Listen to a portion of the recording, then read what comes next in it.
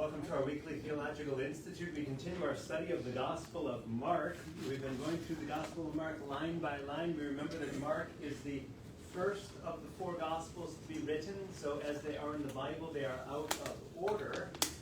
They are in the Bible in the order of Matthew, Mark, Luke, and John. Matthew, Mark, Luke, and John. But we know that Mark was written first. So if they were in the Bible in the order in which they were written, it would likely be Mark, Matthew, Luke, and John. Mark is also the shortest gospel, which makes it good for us an easy one for us to study. Mark has 16 chapters. If we were to study Matthew with 27 chapters, we'd be here a little longer. So Mark provides us, because Mark was the first gospel to be written, it also has the most human Jesus. The word that we use in theology is Christology. Christology is the study of Christ, the study of Christ, the study of Jesus. You know that there are two different types of Christologies. You can have a low Christology, that Jesus is a human like us. There are other persons who have high Christologies, that Jesus was God. So there's a range of Christologies, a range of perspectives on Jesus. From Mark's perspective, Jesus was more human like us. To John's perspective, John was the last gospel we read. By the time we come to John, John is the only one who uses the word God in connection with Jesus, my Lord and my God. So that's obviously a higher Christology, a higher view of Jesus than what Mark had. Mark is not afraid to show Jesus as very human, as one whose family thought he was crazy out of his mind. He's not afraid to show the disciples as human, as we'll see tonight. One who shows the disciples to be very obtuse, very hard-hearted. They just don't get it. Even after seeing all the miracles they purportedly saw, they still don't get it. They don't understand who he is. They don't have faith. Are we ready to jump into chapter 8? We're in Mark.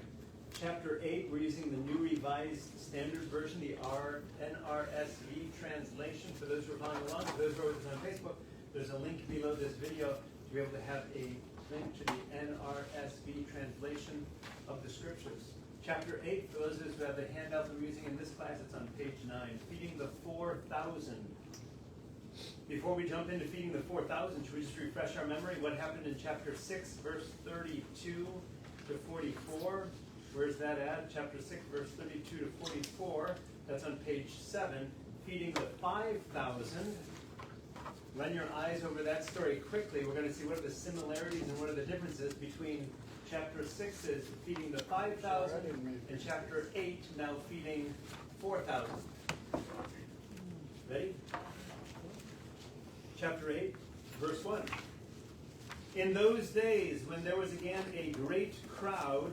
Isn't it interesting that Mark loves using this expression of a great crowd? It's like Jesus enjoyed this magnetism. People were just drawn to him. He fed 5,000 people who were drawn to him. 5,000 men, not counting the women or the children. Now we see a crowd of 4,000 people drawn to him. A great crowd without anything to eat. He called his disciples and said to them, I have compassion for the crowd because they have been with me now for 3 days and have nothing to eat. If I send them away hungry to their homes, they will faint on the way. Yikes. And some of them have come from a great distance. So what's interesting about this story, if you compare this story to chapter 6, here we have a story of Jesus talking about his compassion for the people. And really giving us a good detailed description. I would send them away, except that they would faint on the way. They've been with me for 3 days now. The number 3 could be symbolic. There are various times in the Old Testament when we hear of journeys that were 3 days long.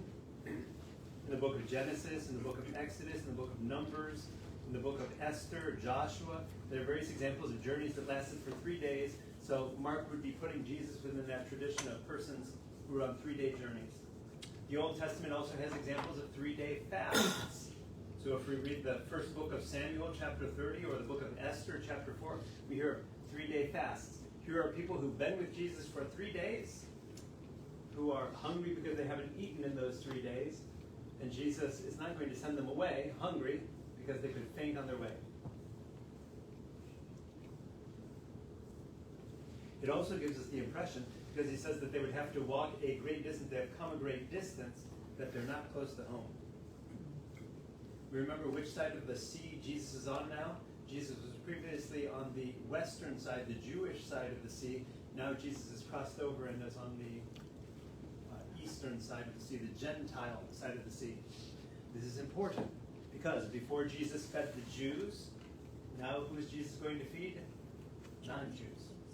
So a beautiful, inclusive image of how God is. God doesn't just come for one people, the Jews. God comes for all people, Jews and non-Jews, Gentiles. Verse 5, he asked them, how many loaves do you have? They said, 7. Why 7? Where did they get that number? Remember that in the Bible, all numbers are symbolic? Symbolic of 7. Last time he fed people, how many loaves and fish did they have? How many loaves? 2. 5 loaves and 2 fish? 2 fish. Is that right? Yeah. 5 loaves plus 2 fish? 5 plus 2 equals? 7. Other symbolisms of 7, we know that in the New Testament, there are various, when we hear the number 7, we think Gentiles, non-Jews. Some examples of that, when we called the first deacons of the church, the first deacons were not Jews, they were Gentiles, they were Hellenists, they were Greek-speaking. How many deacons did we call? 7. When we talked about the churches in Revelation, Gentile churches, we're not talking about the Jews, we're talking about the Gentiles. How many cities are you going to guess? 7. 7 pagan nations in Canaan, according to Acts chapter 13. So this number 7 is a symbolic number, especially when people think, when they hear the number 7, they think of the associations of that number with the Gentiles. So this time they have 7 loaves of bread. Verse 6. Then he ordered the crowd to sit down on the ground, like the first miracle, right? Get them to sit down in groups. He took the 7 loaves. If you're comparing with the miracle story in verse 6, you can see what he misses, what he leaves out here. After giving thanks, he broke bread, gave it to his disciples to distribute, and they distributed them from the crowds. If you put them side by side, chapter 6 and chapter 8, one thing that you'll notice is in the previous version, Jesus looked up to heaven, gave thanks, broke the bread, gave it to his disciples. Verse 8, the people ate and were filled, and they took up the broken pieces left over. And how many baskets are you going to guess that they're going to fill? In the first miracle it was 12. This miracle is going to have 7 because they're Gentiles. So this is an incredible thing. They ate and were filled, which is what happened in the first miracle. They ate and were filled. This one is more extraordinary because these people were even more hungry. Remember, they've been with him for 3 days, haven't eaten. If they tried to go home, they would faint. So these are some hungry people who ate until they were full. And after they were full, the disciples went around and collected 7 baskets of leftovers.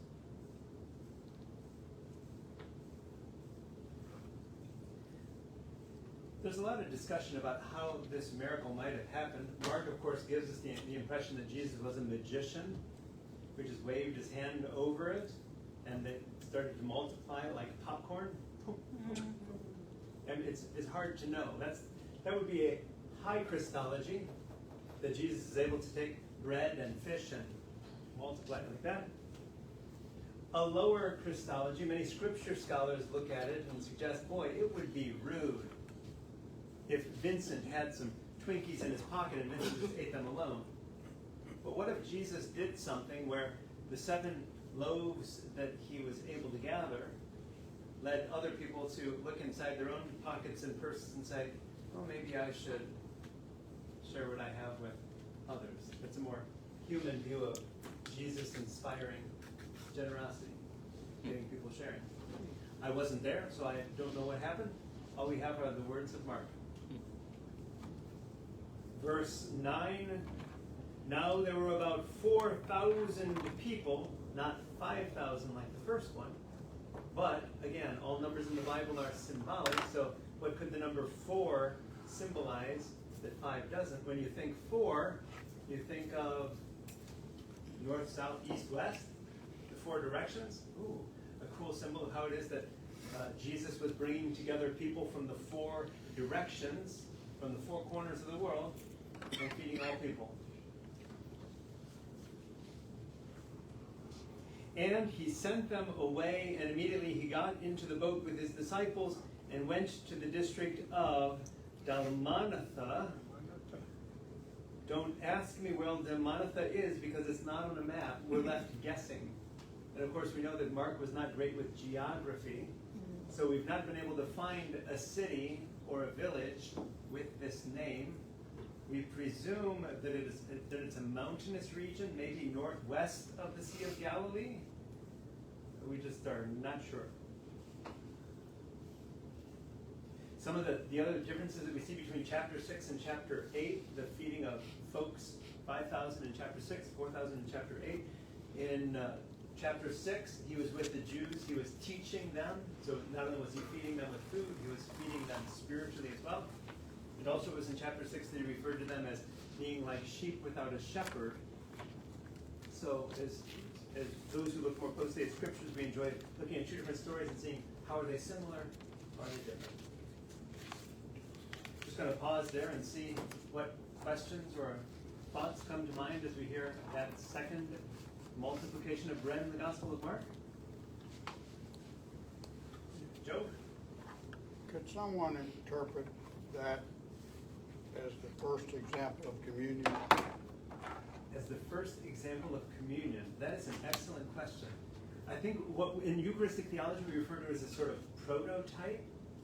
So it wasn't communion in the sense that he said, this is my body, but it was him feeding people with bread. So that symbolism is going to be very important for the church. There are different times in the prayer book that we use in the church, the sacramentary. There's different times when you see art on the various pages of it. 2 Sundays ago, for the solemnity of the body and blood of Christ, the image at the top of the page was 5 loaves of bread and 2 fish. Huh. Obviously a Eucharistic motif. And a symbol of God's generosity. God can take the little bit that we have and multiply it. Here at Holy Family, today we sponsored the Day of the African Child in Sierra Leone. Right? We brought together a few dollars and a few dollars and a few dollars in our collection, and we fed 300 people. How cool is that? That's the miracle of multiplication of the loaves and fish today. Ready for verse 11? Chapter 8, verse 11, the demand for a sign. The Pharisees, we haven't heard from them in a while, but the Pharisees are the ones who always challenge Jesus on questions of law. The Pharisees came and began to argue with Jesus, asking him for a sign from heaven to test him. If you really are the Son of Man, the Messiah, the Davidic King, give us a sign. Seems reasonable. Verse 12. Jesus sighed deeply in his spirit. That's the only, in the whole New Testament, that's the only time we'll see the word sighed, that word in Greek. Jesus sighed and said, why does this generation ask for a sign? Truly I tell you, in this translation, in other translations it often says, amen, amen, I say to you. That's a great formal way of saying it.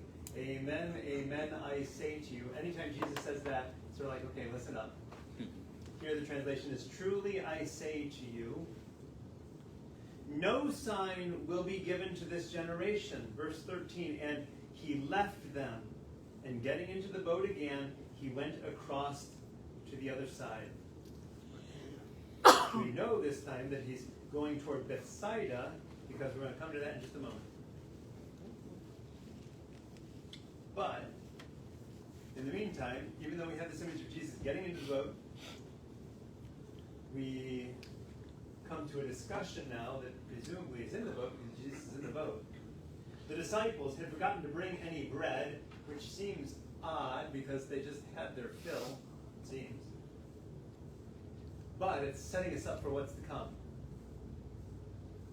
They had only one loaf with them in the boat. Verse 15, and Jesus cautioned them, saying, watch out. Beware of the yeast of the Pharisees. Did you ever notice what yeast does to dough? Put a little bit of yeast in and something happens. Right. Yeast had this magical quality for the ancients, which is why they cleared their house of it once a year.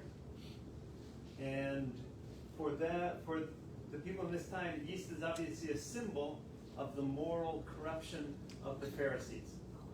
Be careful with the Pharisees. They sprinkle their evil yeast on things and it goes through the whole dough.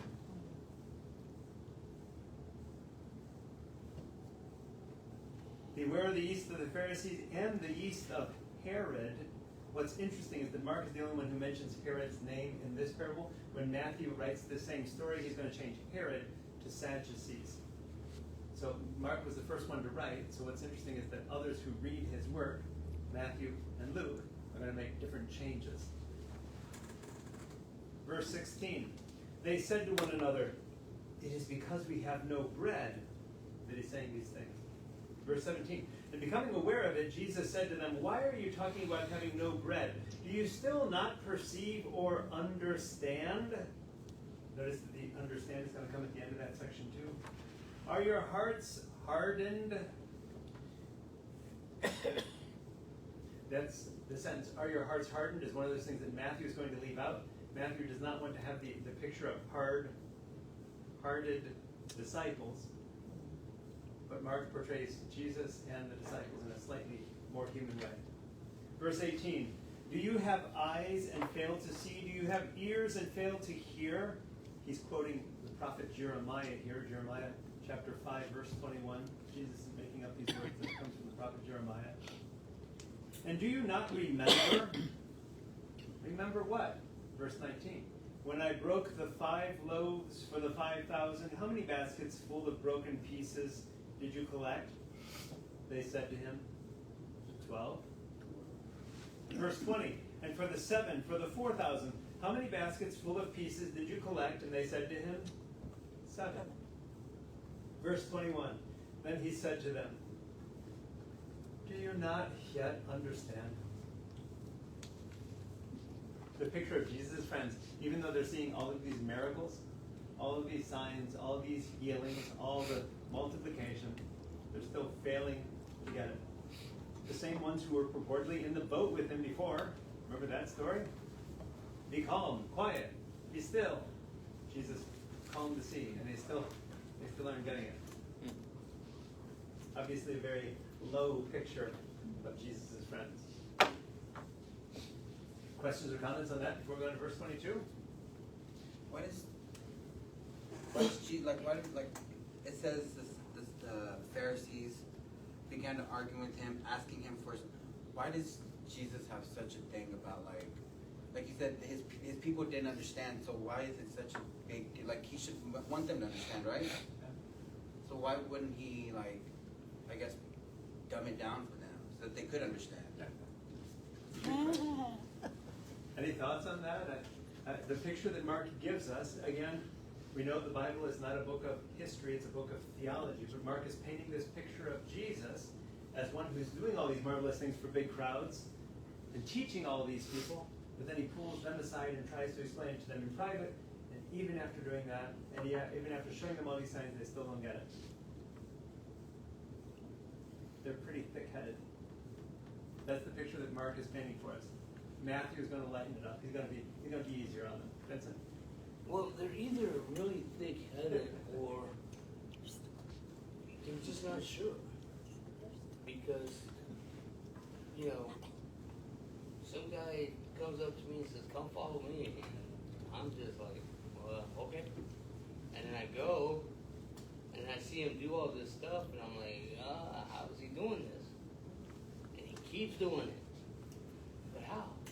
But you're still trying to figure out, and then later on that we learn the resurrection and holding hand, then that's when the light bulb hits. Oh, well, this guy was from God. But where it says the demand for the sign, we could use that now because a lot of younger generation, and especially with now, like we were talking about earlier, science is telling, they're looking at the scientific part of things instead of the miracles that we all sometimes see and don't see, but we still have our doubts and faith. And I think that's where he says, why does this generation ask for signs?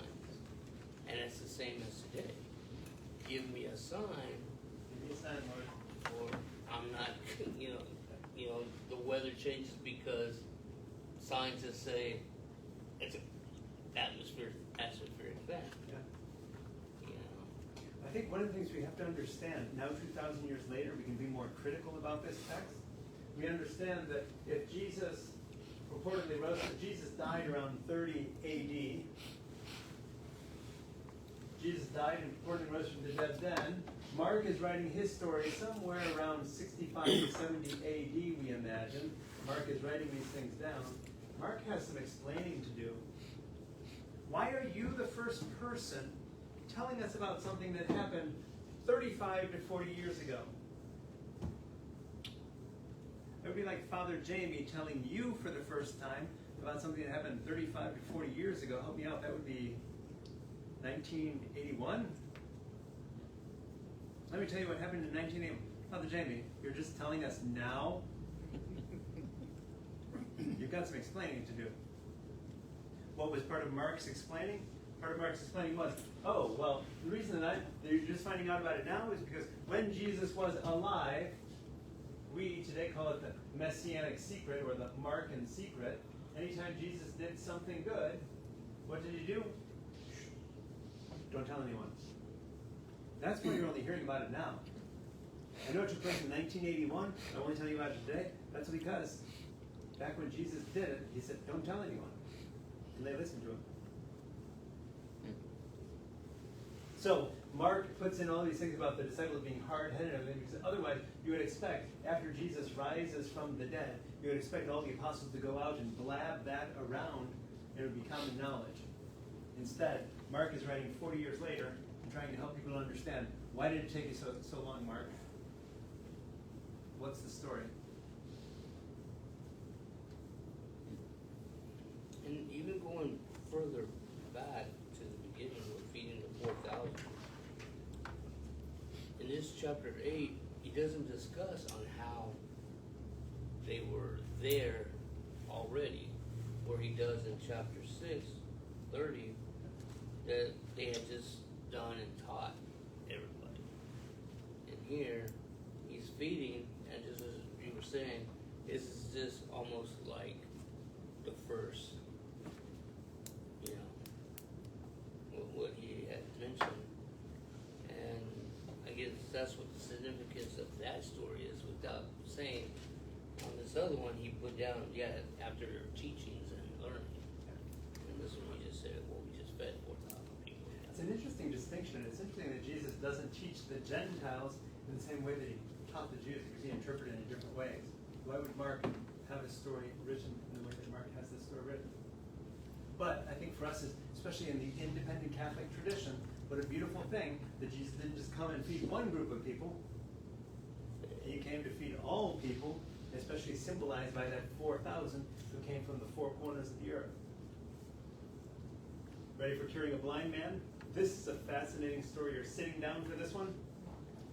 Chapter 8, verse 22, they came to Bethsaida.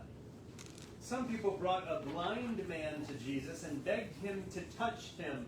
Again, believing in Jesus' power. His touch. If Jesus just touches him, he'll be healed. Jesus took the blind man by the hand and led him out of the village. And when he had put saliva, spit, on his eyes and laid his hands on him, he asked him, "Can you see anything?" What I love about this is a complicated miracle, right? The people are thinking, let's just get Jesus to lay his hand on him and he'll have sight again. Instead, Jesus says, "Rudy, come with me. We're going to go, well, let's walk outside the city together, and then let me spit in your eyes." And as if that were not enough, does the man instantly, automatically see now perfectly? Verse 24, and the man looked up and said, "I can see people, but they look like trees walking." So we get this idea that in some gospels, in the Gospel of John, we have a man born blind, Bartimaeus, the man who was born blind. Obviously, this doesn't seem like a man who was born blind, because obviously he knows what a tree is, and who, when he opens his eyes, says, "I can see people, but they look like trees walking." We get the sense that Jesus did his, "let me take you outside the village and spit in your eyes and heal your eyes," but it didn't work entirely the first time, which is fascinating because we haven't had a miracle like this that didn't work. Jesus laid his hands on him, verse 25, laid his hands on his eyes again, and looked intently, and his sight was restored, and he saw everything clearly. Verse 26, then Jesus sent him away to his home, saying, "Do not even go into the village." Why would Jesus say that? Don't tell anyone. Don't go into the village. Just go home. Go back to bed. Questions or comments on the walking tree healing of the blind man? It's strange. So this is 2,000 years later. We scratch our heads at things like this, but Mark is telling a story. It's a fascinating story because usually Jesus does something and boom, the demon leaves and the storm is calm. This is like a story of Jesus being in the middle of the sea and saying, "Quiet, be calm," and the storm continues. So we have this fascinating thing of Jesus not being successful at first. Maybe a good lesson in that too. Do you think he Try knew? and try again. Do you think, okay, so God knows everything. Jesus is God. He knew that it was not going to work the first time. That's why he took him out of the village. Oh, this is going to be an embarrassing one. Right? Don't want to do this around the people. Right? Raises a good question. Certainly that's one view. That's a high view. A high Christology would be that Christ is omniscient, that Christ knows everything. A lower Christology would be, if Jesus is like us, Jesus wouldn't know everything. He was trying and struggling, and maybe we could interpret that story in various ways. Ready for the declaration of who he is by Peter, verse 27?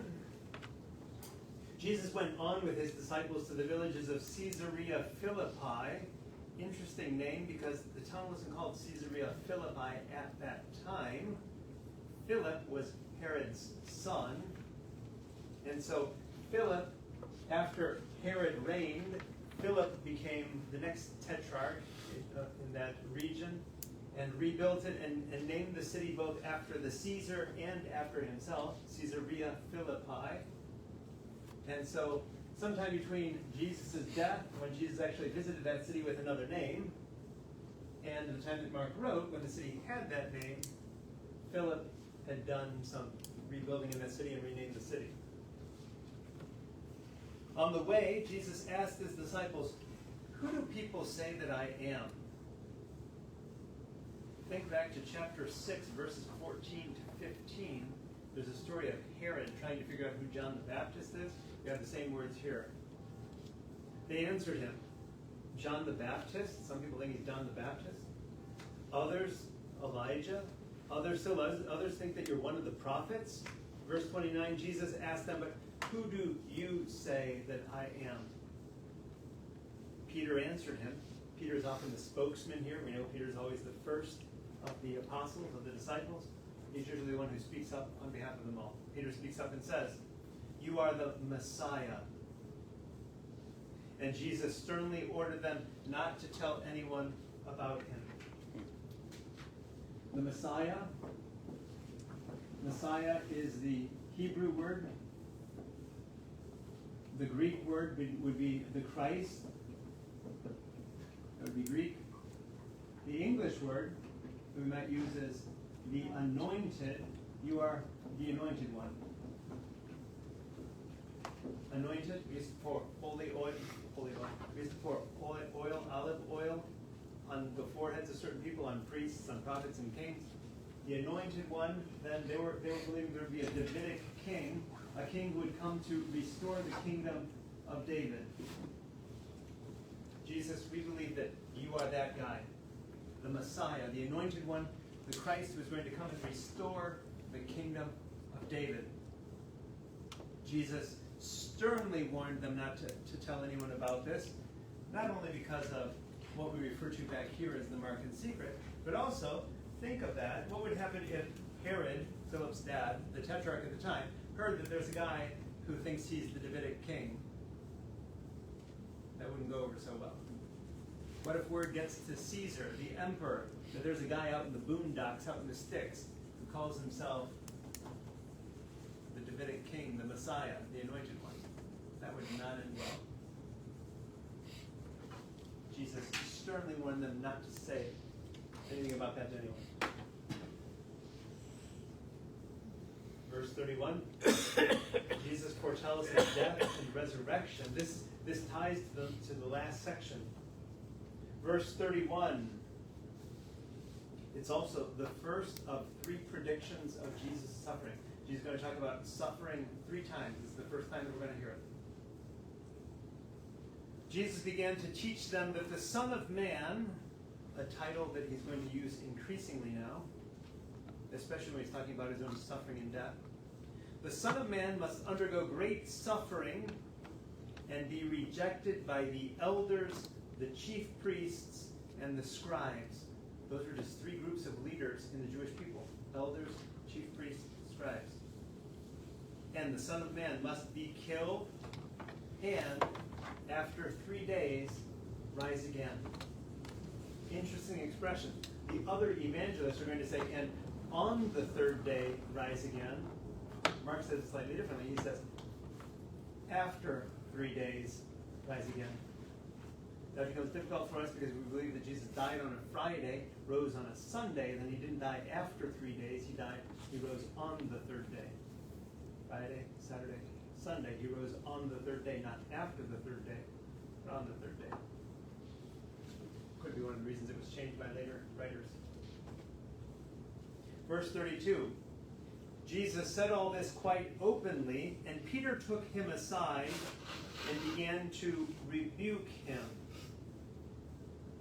Jesus is suggesting that the Messiah, the anointed one, must suffer and die.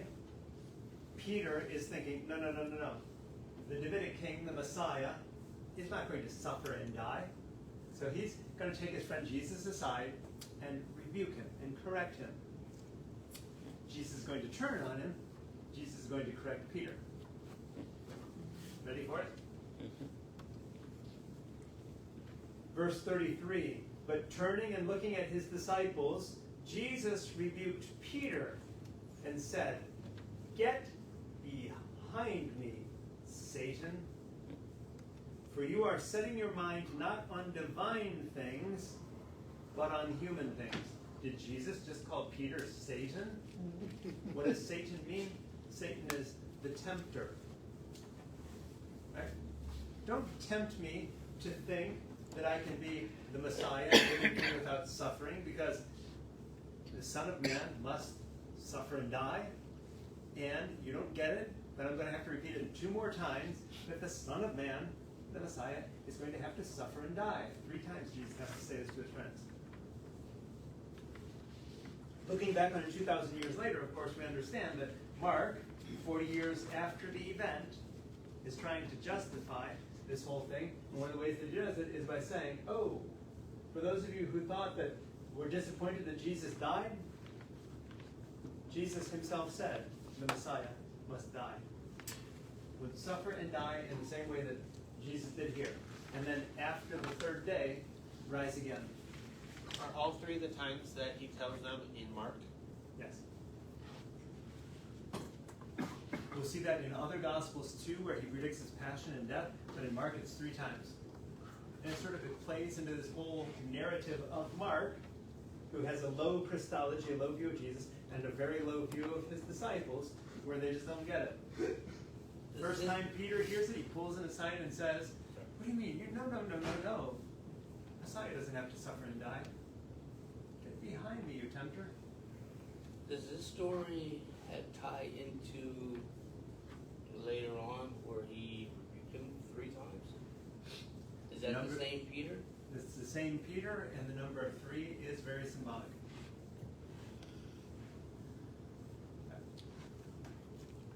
The other thing that we find fascinating about this is that we see the word Satan in here. We have to understand that Satan, the ancient Persians, probably about 4 BC, came up with the idea of what today we refer to as the devil. The devil is not a Christian invention. We stole that idea from other persons in the Middle East. They came up with the idea of Satan or the devil, simply thinking, if there is a God who's good, I'm not using another color that's not red, if there's a God who's good in this world, and if we put everything into one of 2 buckets, then there must be a good God and an evil God. And maybe that's what's happening in this world. This play, we're seeing it play out in this struggle between good and evil. It's almost as if I have like an angel on one shoulder and a little devil on the other shoulder, right? Tempting me to do good or tempting me to do bad. It's this cosmic struggle between good and bad, right and wrong, a good God and some evil God. This leads us into some tricky territories, only because if you believe in God, in one God, then how does this fit with that? Steven? I just want to make sure I'm getting my story straight. So in this one, he's telling Peter, "Get out of my sight." A couple of months ago, a while ago actually, somebody was telling Jesus, "No, you're not going to die." And he tells him, no, get out of my sight. There you go. Who was that? That was Peter. Peter, so it's the same. So There you go. So he lays into Peter quite a few times. Lays into Peter because Peter doesn't understand. You're the Messiah. You are the Christ. You are the anointed one. You do not have to suffer and die. Stop saying that, Jesus. Jesus Christ. Jesus turns it on him.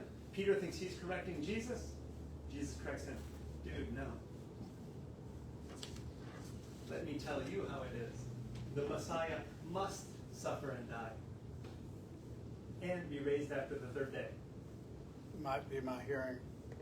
Was the word Messiah common in the language? Common, more common in the religious thought than in the language. So if you were a Jew, you believed that somehow God was going to right this situation. We are oppressed by the Romans, but don't lose hope because God is going to send a Messiah, a king, an eschatological person to come and overthrow the Roman Empire. Jesus, you are that person. Who? He warned them sternly. Don't tell anyone. Don't say that to anyone. You want to get me killed?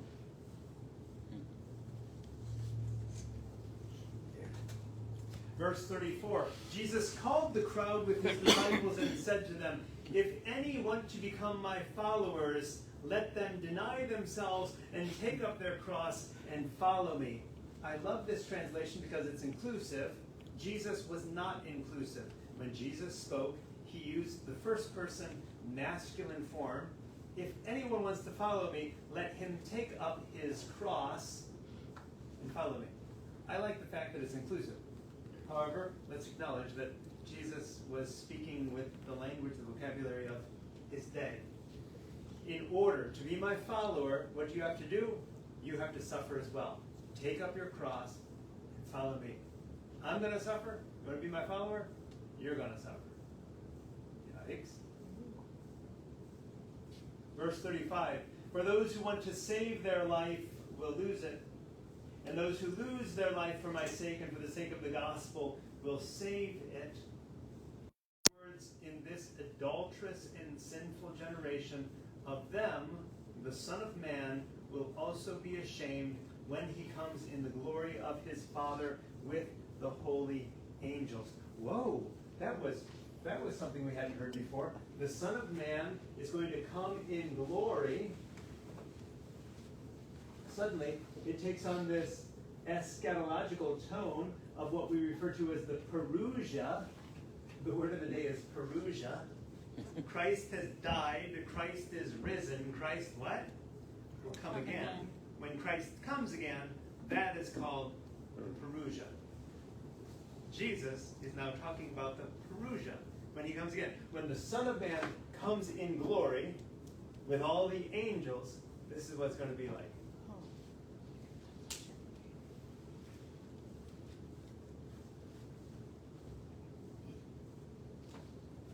Chapter 9. I just want to pause. How are we doing? We are halfway. That's 8. Mark only has 8 chapters. We've just done 8 chapters of Mark, meaning we are halfway through the Gospel of Mark. And it's all downhill from here, if you know what I mean. From here, he heads to Jerusalem, and it's no bueno. Hey. Joe?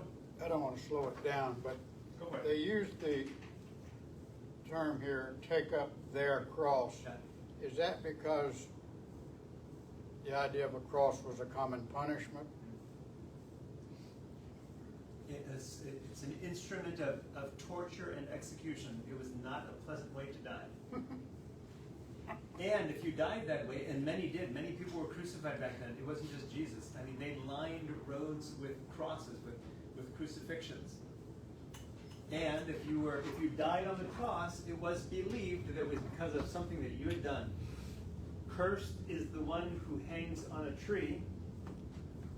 That's what that's what this said, which is why for Mark had some explaining to do. Jesus was crucified. He was cursed. As Father Donald Buggard always said in the seminary, Jesus died a goddamn death. He was cursed by God. He hung on a tree. Explain to me how you can be saying that he is the Son of God, the Son of Man. Oh, actually, because Jesus said 3 times in the Gospel of Mark, the Messiah must suffer and die, and then after 3 days, rise again. Ready? We're over the hill now. Vincent? Well, I'm just looking at the next little lines down also, where it says, lose their life for my sake, and for the sake of the gospel will save it. So he's already saying, I'm the truth. You have belief in me, and believe I will save you. But he's not saying he's just saying the gospel will save you. The Gospels weren't written, so would Jesus have said that? Excellent question. The Gospels Yeah, were that's not where it's written. going next. So we understand the gospel as being Jesus' proclamation of the kingdom at this point. But there's something interesting. If Mark is writing about 65 to 70 AD, what's happening at about 65 AD? The persecutions begin. So this is Mark's way of saying, Mario, you've lived a good life. You can stand up and be faithful to Jesus. And if you lose your life, you will gain it. Jordan, who denies Jesus, got news for you. You've saved your life, but you've just forfeited the life that you could have had. Yikes. Who wins? Jordan, who's alive still, or Mario, who died for the faith? Yikes, that's deep. It's deep. Ready for chapter 9? It's all downhill from here. Chapter 9 of the Gospel of Mark, verse 1. Jesus said to them, truly I tell you, there are some standing here who will not taste death until they see that the kingdom of God has come with power. This was the thing that Paul believed as well, that Christ is going to return while we are still alive. In his first letter to the Thessalonians, which was written before Mark is not the first book in the New Testament to be written. Paul wrote all of his letters before Mark started. Paul died before Mark started writing. So what's fascinating is that Paul had this belief that Jesus was going to come back and we were going to be lifted up from the earth and meet him in the clouds before we die. Christ has died, Christ has risen, Christ will come again, and it's going to be while most of us are still alive. Jesus is saying the same thing right here. The Transfiguration. Do you remember this story during Lent? Really quickly, I know it's on. But in that verse there, it would say that we're still alive. You know, when you hear people's death sometimes, and they, you know, some say, I saw the light. You know, I would imagine that when it feels time for me to go, and hopefully with my faith and my belief, that before I do close my eyes for the final time on earth, that I will see while I'm still alive the light, and I go with Christ. It's a beautiful way of looking at it.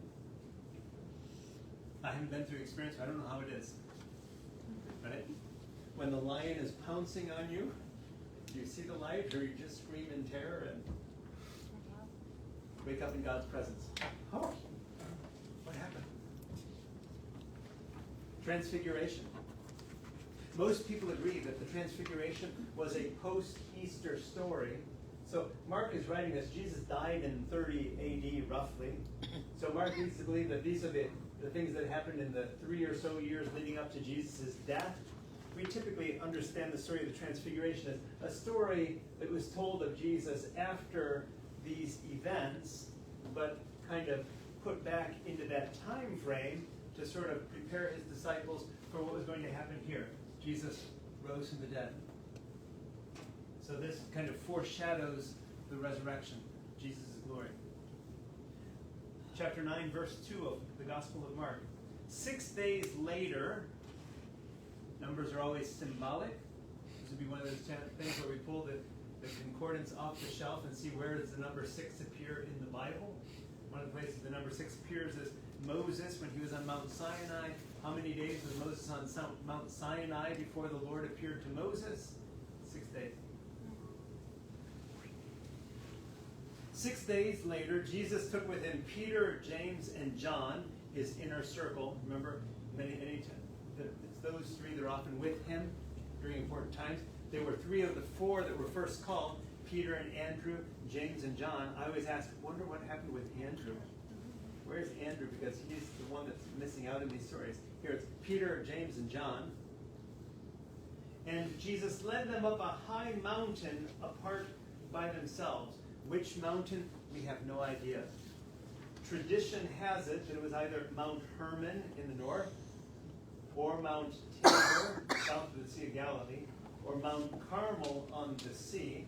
There are different traditions arising, probably by people in those areas who said, oh no, it was here where the Transfiguration happened. No, it was here where the Transfiguration happened. So there are different traditions about where this would have taken place. The Bible doesn't say. And Jesus was transfigured before them. Have you heard of a Greek man named Ovid before? O-V-I-D. Ovid wrote a book called Metamorphoses. And it contains stories of humans turning into animals and animals turning into humans. This story fits within that tradition of Jesus turning into something.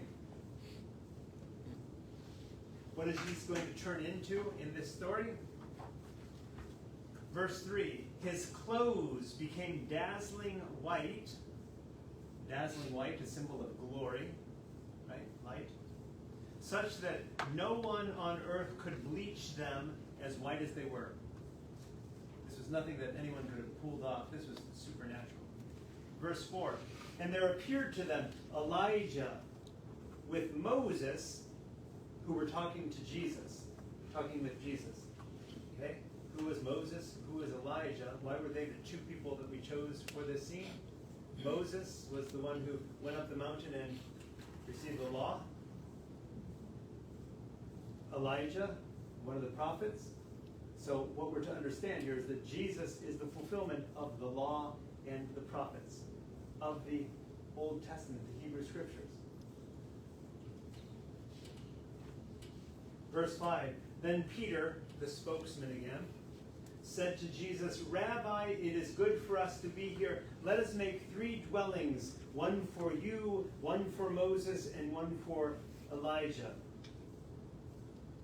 The footnote says that it could be translated tents as well. Let's set up 3 tents here. 3 tents or 3 dwellings could have 2 meanings. One, a place for them to be able to stay and always be on that mountain, so that we can always go and visit them, or even for us to stay on the mountain.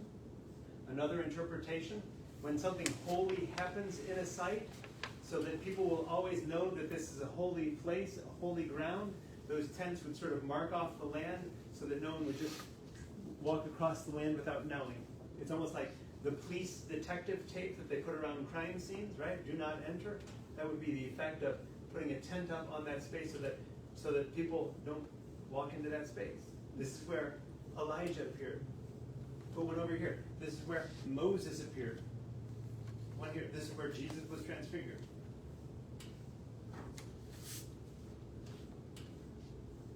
Verse 6, Peter did not know what to say, for they were terrified. Verse 7, then a cloud, a symbol of the divine presence, overshadowed them, and from the cloud there came a voice saying the same thing at Jesus' baptism, but this time in the third person rather than in the second person. When Jesus was baptized, God said, you are my beloved Son. Now the voice from the cloud is not speaking to Jesus, but is speaking to his friends, saying, this is my Son, the beloved. Listen to him. Listen to him. It also foreshadows verse 15, when Jesus dies on the cross, the centurion, the non-believing soldier, is going to say, truly this was the Son of God. This sort of prepares us for that. We hear at his baptism, you are my beloved Son. Transfiguration, this is my beloved Son. Dies on the cross, truly this was the Son of God. Verse 8, suddenly when they looked around, they saw no one with them anymore, but only Jesus. Boom, miracle over. Jesus with his friends again.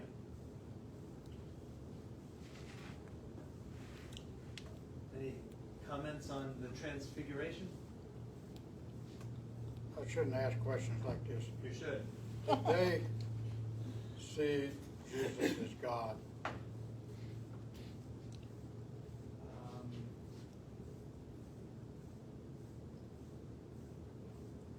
That is an excellent question. So the question is, did his friends see Jesus as God?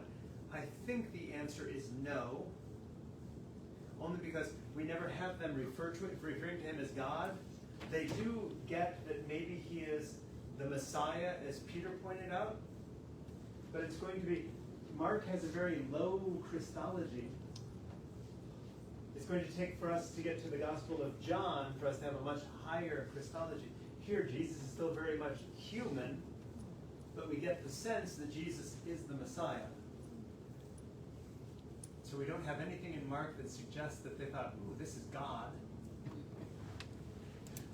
Jesus referred to himself as the Son of Man. That was this divine messianic title. Again, I should know this, but studying the Bible in Here you this go. class. You're asking for a friend. Transfiguration is it in other Gospels? Yes. Yes. Okay.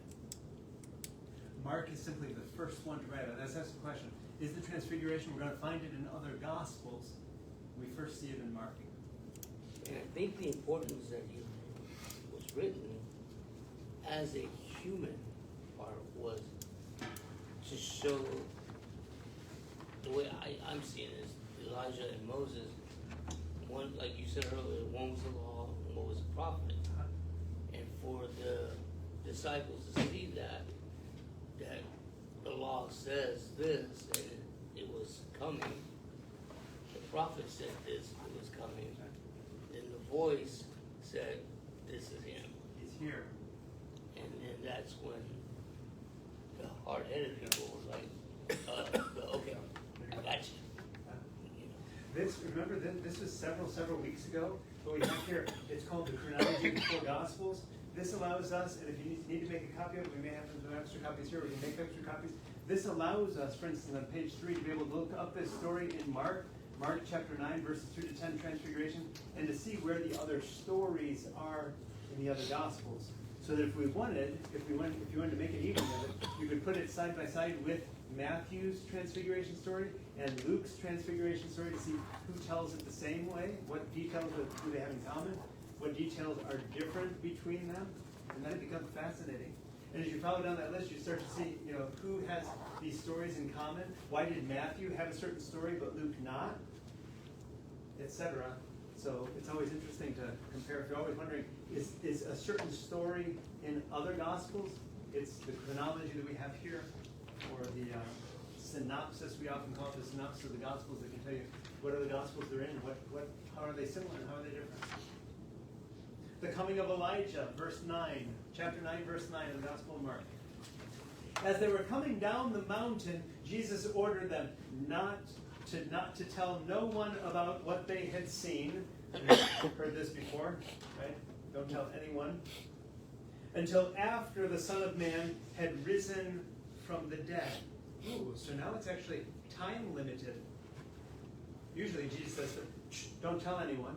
This time he says, shh, don't tell anyone until I've risen from the dead. It's Mark's way of saying, well, Mark, how do you know all this happened? Oh, actually, because they said, coming down, when Jesus said, don't say anything until I've risen from the dead. After he rose from the dead, okay, now we can talk about it. Verse 10, so they kept the matter to themselves, questioning what this rising from the dead could mean. Now, obviously, the Pharisees believed in the resurrection of the dead, so this was a common belief. There were people at that time who believed that after you die, you're going to rise. So what it means here is that they're probably wondering, we've heard of this before, but how is this going to happen? How is he going to rise from the dead?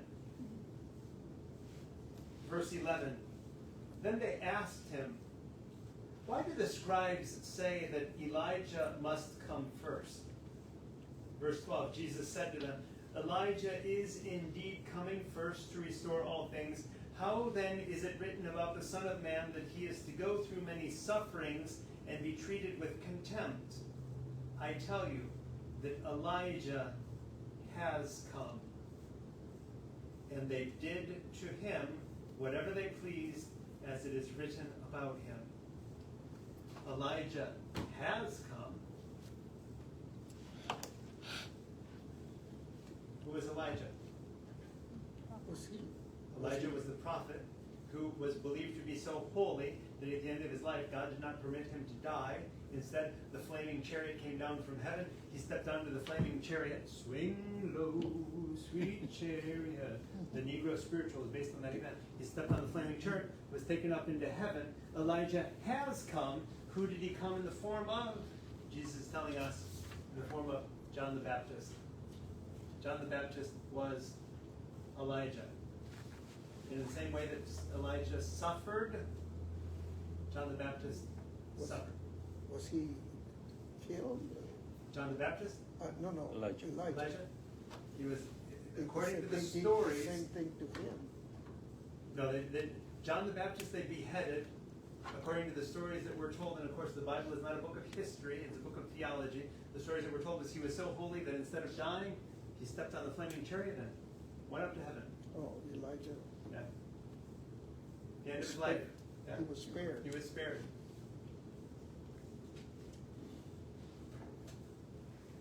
The healing of a boy with the Spirit. Ooh, are you ready for this one? This one's pretty graphic. Verse 14, chapter 9. When they came to the disciples, they saw a great crowd. Mark is famous for talking about these big crowds following them. And some scribes arguing with them. Scribes are arguing with whom? With the disciples. Ooh, this gets to be an interesting picture. When the whole crowd saw Jesus, they were immediately overcome with awe. They were excited to see him. And they ran forward to greet Jesus. He asked them, what are you arguing about with them? Disciples and scribes arguing.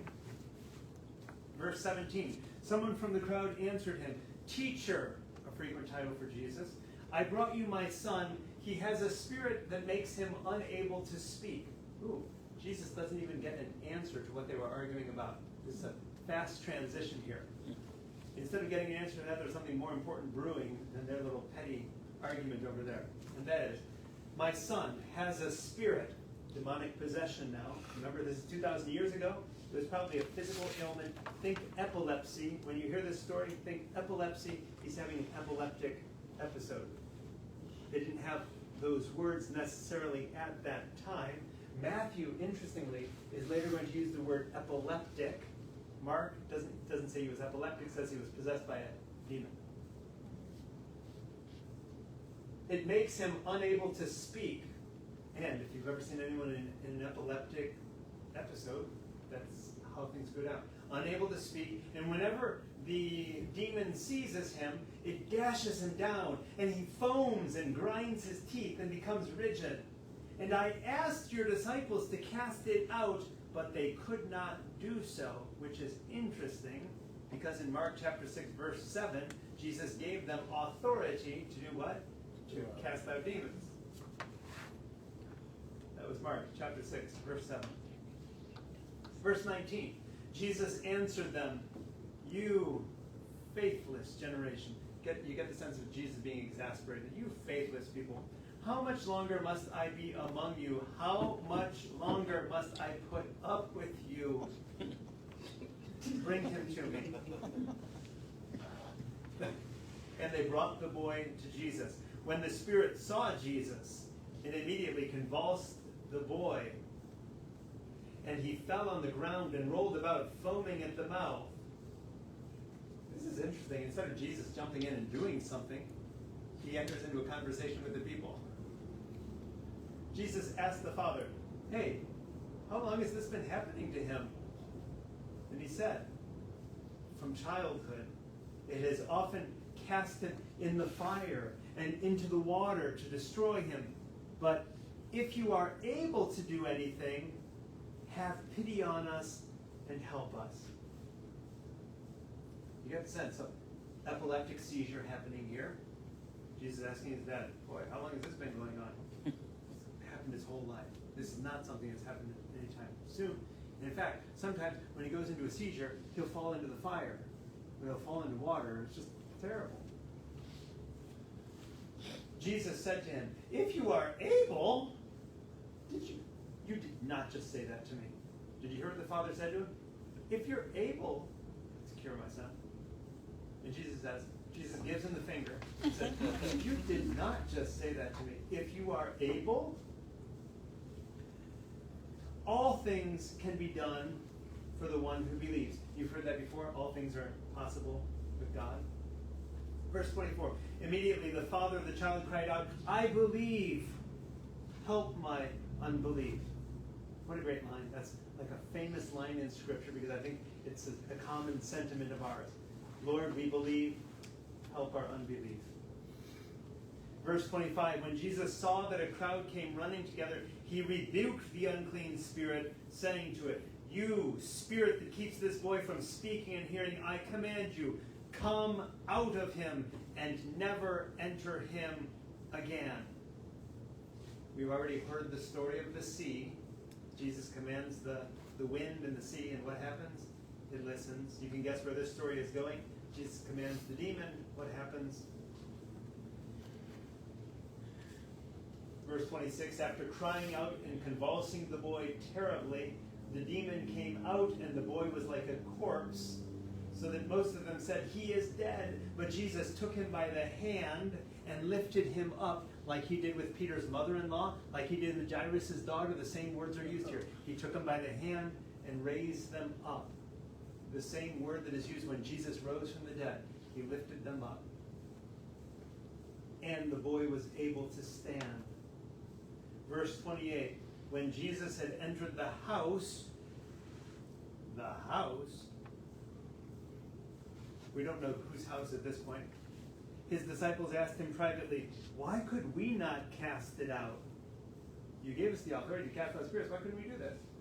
Jesus said to them, this kind can come out only through prayer. I don't pretend to understand it. 2,000 years later, we have difficulty, many of us, with the idea of demonic possession because science doesn't have room for demonic possessions necessarily. We have other words to describe what we believe people were talking about 2,000 years ago. So these are interesting stories. The Bible's not a book of history, it's a book of theology, what people believe about God. When they saw someone suffering from an epileptic attack, Jesus was so powerful and acted with God's power that Jesus could heal that person, could cast out whatever demon possessed that person. You didn't have to spit on him. And he didn't have to spit on him this time. The boy was grateful. Stephen? Why would he say at the end, this kind can only come out through prayer when he didn't do a prayer, he just He didn't do a commanded prayer. him? And it doesn't tell us how they tried to cast him out. Maybe are you suggesting that, is Jesus suggesting that they didn't do prayer? I mean, it just seems that we're going to talk about other exorcisms. In fact, in the section to come here, where, I mean, it's almost implied, even though they're not praying per se, they are saying, like, in the name of Jesus, come out of it. It's hard to interpret.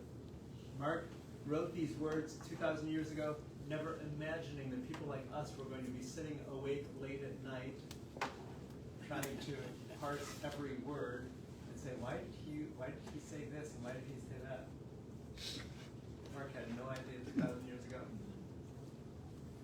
Jesus foretelling his death again. Ready? Now, interestingly, that was the last miracle. Jesus' public ministry is over now. It's chapter 9. We had all of these great things that Jesus did. His public ministry is over. Now the journey goes to Jerusalem where he's going to die. Verse 30. They went on from there and passed through Galilee. So we get the image that they who were previously in the north, Bethsaida you see on the northeast shore of the sea, now they're starting to go down through Galilee and they're heading in the direction of Jerusalem.